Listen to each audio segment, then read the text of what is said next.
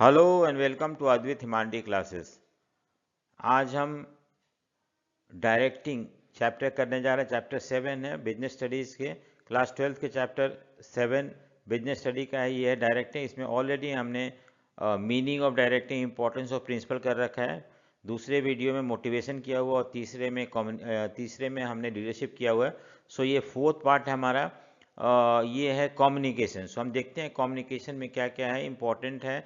सबसे important question जो इसमें आता है वो है बैरियर ऑफ कम्युनिकेशन, और उसको हम एक एक करके समझते हैं क्या है। So it is a process of exchange of information between two और more person to reach common understanding. तो दो लोगों में बातचीत करके इंफॉर्मेशन को एक्सचेंज करके ऐसे सिचुएशन पहुंचना जहां दोनों एक दूसरे को अंडरस्टैंडिंग कर सके। Communication play important role in success of a manager. तो मैनेजर जब डायरेक्ट करता है तो उसके अंदर कम्युनिकेशन एबिलिटी होना चाहिए, स्किल होना चाहिए, तभी वो अपने सबऑर्डिनेट को कन्वे कर पाएगा जो कन्वे करना चाहता है। इसलिए कम्युनिकेशन बहुत ही इंपॉर्टेंट है। ठीक है, communication is important for directing function because all the other functions या element of directing become possible only when there is adequate communication है तो। ठीक है, सो कम्युनिकेशन बहुत ज़रूरी होता है। इसमें कुछ एलिमेंट होते हैं, तो सेंडर होता है, मैसेज होता है, एनकोडिंग होता है, media, decoding, receiver, feedback,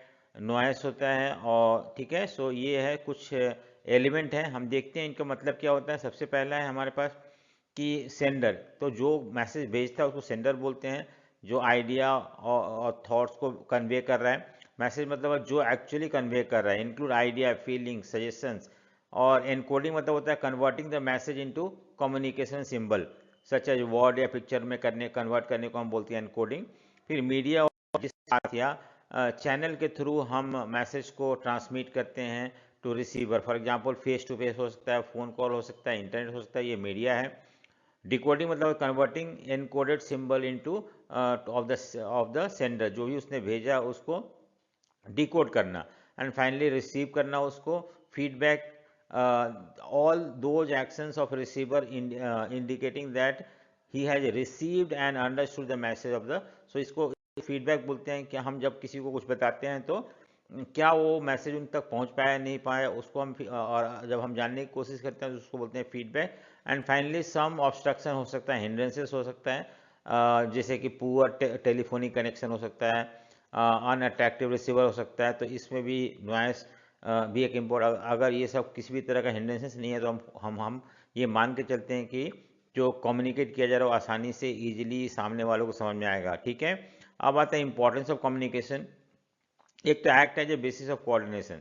so it provides coordination among the department activities and person in the organization. तो एक दूसरे को कम्युनिकेट करने के लिए, एक दूसरे को कोऑर्डिनेट करने के लिए, जैसे मान लो कोई प्रोडक्शन डिपार्टमेंट में है, वो फाइनेंस डिपार्टमेंट से बात करना है तो ये कम्युनिकेशन के थ्रू हो सकता है। सो एक दूसरे को कोऑर्डिनेट करने में कम्युनिकेशन बहुत हेल्प करता है।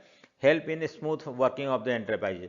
सो communication is a basis of organisation अगर existence right from its birth through its continuing life. तो थ्रू आउट द लाइफ, जब से शुरू हुआ तब से कम्युनिकेशन बहुत ज़रूरी है। सबऑर्डिनेट सुपीरियर में कम्युनिकेशन, सुपीरियर किस तरह से अपने अपने आइडिया को, अपने प्लान को, पॉलिसी को नीचे वाले को कम्युनिकेट कर रहा है, ये बहुत ज़रूरी है। तो इस तरह से अगर हम चाहते हैं कोई भी एंटरप्राइज स्मूथली चले तो कम्युनिकेशन बहुत ज़रूरी है। Act as a basis of decision making. Communication provide needed information for decision making. तो जब तक मैनेजर के पास सारा इन्फॉर्मेशन नहीं पहुंचता है, सो तब तक वो डिसीजन नहीं ले सकता, और उसके लिए कम्युनिकेशन बहुत जरूरी है। Increase managerial efficiency. Communication is essential for quick and effective performance of managerial function. तो अगर मान लो कि मैनेजरियल फंक्शन है, उसे उसे हर तरह से फीडबैक मिलना चाहिए, हर तरह से जब तक इन्फॉर्मेशन नहीं मिल जाता है तब तक वो एफिशिएंट वे में काम नहीं कर सकता। इसलिए भी ये जरूरी है। और promote coordination and industrial places. ठीक है, कोऑर्डिनेशन एंड इंडस्ट्रियल प्लेसेस। ठीक है, the two way communication promote A cooperation and mutual understanding between the management and the worker. तो दो आमतौर पे क्या होता है, मैनेजमेंट होते हैं और वर्कर होते हैं। सो इन दोनों में जब तक कम्युनिकेशन नहीं होता है तब तक वर्कर अच्छे से काम नहीं कर पाएगा।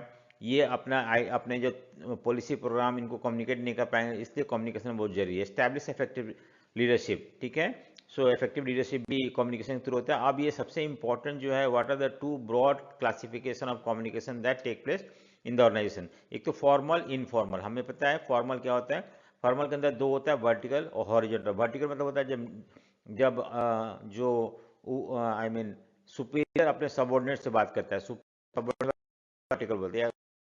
सबऑर्डिनेट जो है वो सुपीरियर से बात कर रहा है, तो then that is called vertical. और एक होता है हॉरिजॉन्टल। हॉरिजॉन्टल में क्या होता है कि एक ही लेवल पे दो लोग जब कम्युनिकेट करते हैं, मान लो कि डिविजनल प्रोडक्शन डिपार्टमेंट है जो परचेस डिपार्टमेंट से या प्रोडक्शन या फाइनेंस डिपार्टमेंट में बात करते हैं, इसको बोलते हैं हॉरिजॉन्टल। ठीक है, देखते हैं फॉर्मल मतलब रेफर टू, फॉर्मल के अंदर रेफर टू ऑफिशियल कम्युनिकेशन। तो फॉर्मल क्या होता है, ऑफिशियल। ठीक है, which take place following the chain of command. Formal communication are classified into vertical and horizontal, जो मैंने बताया। देखो वर्टिकल में क्या होता है, downward communication, upward communication. Superior subordinate से बात करता है, सुपीरियर जो होता है सबऑर्डिनेट, ठीक है, या सबऑर्डिनेट सुपीरियर से बात कर रहा है, तो इसको बोलते हैं हम वर्टिकल। हॉरिजॉन्टल में क्या होता है, एक ही लेवल पे, मैंने अभी बताया इसके बारे में कि प्रोडक्शन मैनेजर जो है जब मार्केटिंग मैनेजर से बात करता है तो उसको बोलते हैं हॉरिजॉन्टल, एक ही लेवल पे। सो कम्युनिकेशन नेटवर्क का फॉर्मल कम्युनिकेशन एक तो व्हील टाइप हो जाता है। व्हील टाइप मतलब ये जो हो गया आपका लीडर हो गया और ये सबसे बात कर रहा है। ठीक है, ए जो है लीडर है, वो सी से बात कर रहा है, बी से बात कर रहा है, ई से बात कर रहा है, डी से बात करता है, तो इसको हम व्हील टाइप नेटवर्क बोलते हैं। सर्कुलर में क्या होता है कि ए बी से कर रहा है, बी सी से कर रहा है, सी डी से कर रहा है, डी ई से कर रहा है, फिर ई एफ, और और वो भी इसी दोनों तरफ मूव कर रहा है। तो ऐसे अगर कम्युनिकेशन, इसको हम सर्कुलर बोलते हैं। ठीक है, एक में फ्री फ्लो है, बी डी से भी बात कर रहा है, बी ई से भी बात कर रहा है, बी ए से भी सबसे बात कर रहा है, ई भी सबसे बात कर रहा है, ए भी सबसे बात कर रहा है, तो ऐसे होता है फ्री फ्लो बोलते हैं। ठीक है, इन्वर्टेड भी मतलब होता है यहाँ पे कि ये सुपीरियर है। ठीक है, और ये सुपीरियर है, ये इससे भी बात कर रहा है, ये इससे बात कर रहा है, ये सुपीरियर है, ये अपने नीचे वाले से बात कर रहा है। सो ये सी और डी सबऑर्डिनेट है। ठीक है, और ए और बी सुपीरियर है, और दोनों सुपीरियर जो अपने सबऑर्डिनेट से बात कर सकते हैं, तो इसको बोलते हैं इन्वर्टेड भी, उल्टा भी। ठीक है, और मेरिट्स और डीमेरिट्स है फॉर्मल कम्युनिकेशन के। फॉर्मल में ऑर्डरली फ्लो ऑफ इंफॉर्मेशन, एक प्रॉपर वे में इंफॉर्मेशन फ्लो करता है। Easy knowledge of source of, कहाँ से आ रही है पता होता है हमें। ठीक है, फिक्सेशन ऑफ रेस्पॉन्सिबिलिटी, यहाँ पे हम रेस्पॉन्सिबिलिटी फिक्स कर सकते हैं कि पता है कहाँ से ऑर्डर आया हुआ है और किसको ऑर्डर मिला हुआ है, इजी टू कंट्रोल। लेकिन डीमेरिट होता है, स्लो होता है, क्योंकि ये एक हर स्टेप को फॉलो करके ही नीचे तक पहुँचता है, इसलिए ये स्लो होता है। लैक ऑफ पर्सनल इंटरेस्ट, ये फॉर्मल में किसी भी तरह का पर्सनल इंटरेस्ट नहीं होता है, जस्ट ये एक ऑफिशियल प्रोसीजर है और इस तरह से नीचे की तरफ आता है। रिजिड होता है, इसमें हम फ्लेक्सिबिलिटी नहीं, इसमें हम बदलाव नहीं ला सकते हैं।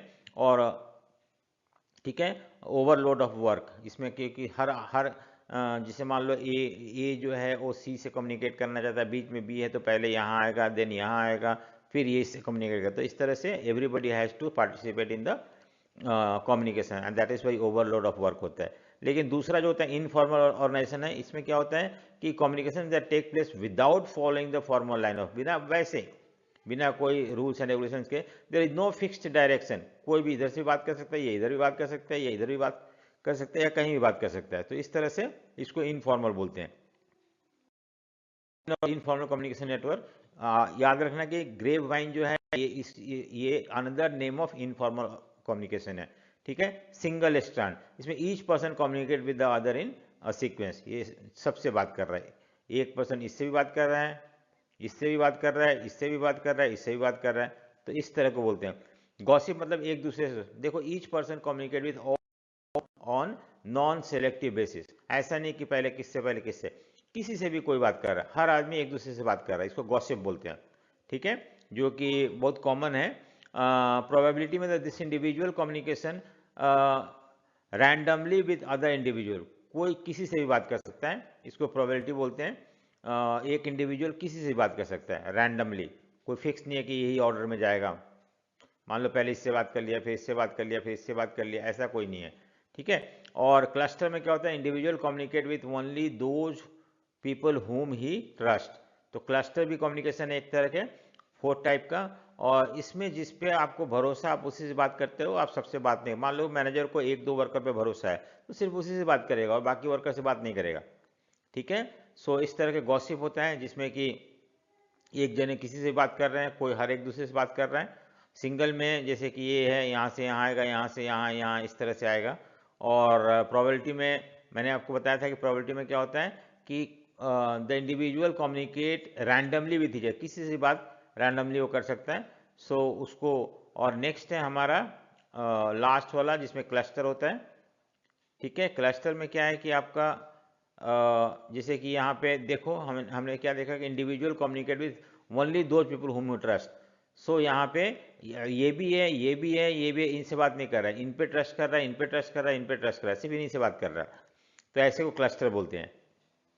मेरिट डिमेरिट है, इनफॉर्मल में फास्ट है, कम्युनिकेशन होता है, इंप्रूव रिलेशनशिप, आपस में बातचीत करने से अच्छा रिलेशनशिप डेवलप होता है, सोशल सेटिस्फैक्शन मिलता है हमें, और fill up the gap. Misrepresentation of message, कभी कभी इनफॉर्मल क्या होता है कि मैंने कुछ बताया, वो सामने वाले ने कुछ और बताया, उसमें तीसरे वाले ने कुछ और ऐड करके बताया, इस तरह से कैरी र्यूमर्स होता है, अनऑर्गेनाइज इरेगुलर होता है, और लैक ऑफ इंपॉर्टेंट फैक्ट्स। ठीक है, अब आता है हमारा ये फॉर्मल और इनफॉर्मल का डिफरेंसेस दे रखा है। सो चैनल थ्रू डेफिनेट पास होता है, नो डेफिनेट पास होता है, यहाँ follow the official chain of command, यहाँ पे बिटवीन इंडिविजुअल और ग्रुप। ठीक है, स्पीड में जो फॉर्मल स्लो होता है और ये फास्ट होता है, नेचर में मोर रिजिड होता है, ये फ्लेक्सिबल होता है, एक्सप्रेशन में it is mostly express in a written form, और ये ओरल फॉर्म में होता है। पर्पस क्या होता है, अचीव ऑर्गेनाइजेशन गोल और मीट पर्सनल, अपना सोशल पर्सनल नीड भी, social need of the employ, दोनों चीज को ध्यान में रखा जाता है। ठीक है, अब ये सबसे इंपॉर्टेंट क्वेश्चन है, तो मैंने बताया था आपको बताऊंगा मैं कौन सा इंपॉर्टेंट क्वेश्चन है, बैरियर टू इफेक्टिव कम्युनिकेशन। ठीक है, इसमें सेमेंटिक बैरियर है सबसे पहला। उसमें क्या होता है, concern with the problem of obstruction in the process of encoding और decoding the message into word और इंप्रेशन। सो सेमेटिक बैरियर में जिसमें कि जब कोडिंग एनकोडिंग में प्रॉब्लम आना शुरू होता है तो उसको हम बोलते हैं सेमेटिक बैरियर। जैसे बैडली एक्सप्रेस मैसेज, मान लो किसी ने कुछ एक्सप्रेस किया लेकिन वो कुछ और इंटेंट करना चाहता था, कुछ और समझ में आया। सो समटाइम इंटेंडेड मैसेज में नॉट बी कन्वेड। सो उसने कुछ और बोलना चाहता था लेकिन सामने वाले कुछ और समझ में आया। ठीक है, ये हो गया आपका कोडिंग डिकोडिंग में, उसने जो बोला वो सामने वाले ने एनकोड नहीं कर पाया। वर्ड विद डिफरेंट मीनिंग, कभी कभी हम कुछ ऐसे वर्ड बोल देते हैं जिसका जिसका अलग अलग मतलब होता है और वो कन्फ्यूज हो जाता है। सो ये भी कोडिंग डिकोडिंग में डिफरेंसेस प्रॉब्लम है। सो फॉल्टी ट्रांसलेशन, कभी कभी हम क्या करते हैं, किसी इंग्लिश के राइटर का कोटेशन को हम हिंदी में ट्रांसलेट करके वर्कर्स बताने की कोशिश करते हैं, और जब जब हम उसको ट्रांसलेट करते हैं तो वो मतलब नहीं निकलता जो कि इंग्लिश में उस कोटेशन को कोट करने से आएगा। तो ये भी एक में फर्क आता है। अनक्लैरिफाइड एजम्पशन, कभी कभी हम मान के चलते हैं ऐसा, हाँ क्या अरे ये इसका मतलब तो ये है। ठीक है, और ये भी एक तरह से कंफ्यूजन क्रिएट करता है। और टेक्निकल जार्गन, मतलब कभी हम टेक्निकल वर्ड यूज कर देते हैं जो कि वर्कर को समझ में नहीं आता है। ठीक है, जैसे इम्यूनाइजेशन हो गया, जैसे यहाँ पे टीका लगाने को इम्यूनाइजेशन बोलते हैं, अब वो चीज़ वर्कर को शायद समझ में ना आए, इतना टेक्निकल वर्ड यूज करोगे तो। ठीक है, तो इस तरह का कुछ कुछ दिक्कतें आती हैं जब हम मैसेज को कम्युनिकेट करते हैं, इसको हम सेमेंटिक बैरियर बोलते हैं। ठीक है, नेक्स्ट आता है साइकोलॉजिकल और इमोशनल बैरियर। प्रीमैच्योर इवैल्यूएशन, पहले से यार ये तो मुझे पता है, तो हो सकता है कुछ और बोलना चाहो लेकिन आपने बोला नहीं नहीं नहीं ये तो मुझे पता है, और इस तरह से ये इमोशनल बैरियर है कि आपको अपने समझ, आपको लगता है कि नहीं नहीं ये तो मुझे पता है, सुनने की क्या जरूरत है। लैक ऑफ अटेंशन या पुअर लिसनिंग, ठीक है, कभी कभी क्या होता है कि हम बैठे तो हुए थे, सुनते भी हैं लेकिन कैजुअल वे में सुनते हैं, हाँ, और इस तरह से हम जो एक्चुअली बताना चाहता है वो हमारे तक पहुंचता ही नहीं है।